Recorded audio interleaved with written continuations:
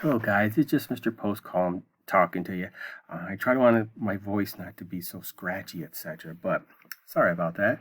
We're going to work on using two-step equations right now and how to solve them. Okay. First thing I want to do. This is the equation. 8x minus 2 equals negative 9 plus 7x.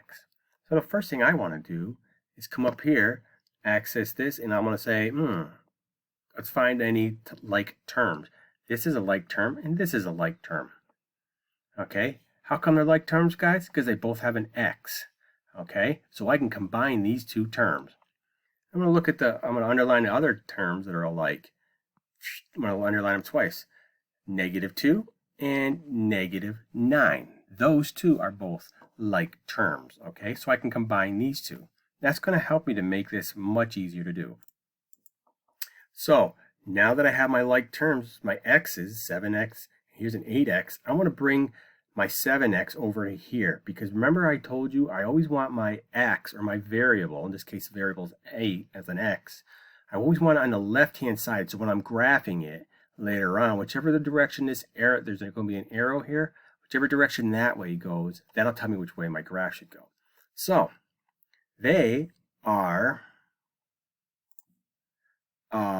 adding 7x. I'm going to do the opposite. I'm going to subtract 7x here. It's probably the neatest I'll ever draw 7x, and then I ruined it. So I'm going to subtract 7x on this side. So I'm going to do the same over here. Minus 7x. Okay.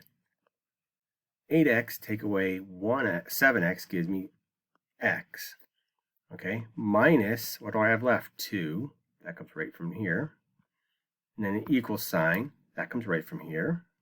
And then a negative 9. Okay, so I am almost done here. This is just a simple, easy equation now. I'm going to come over here. I'm going to say, what's my variable? This is my variable. It's x. What are they doing to it? They are subtracting 2. I'm going to do the opposite of subtracting 2. Oh, wait a second. I'm going to add 2 here. 2 minus that. That's going to give me 0. I'm going to come over here and add 2 here. Oops. 2.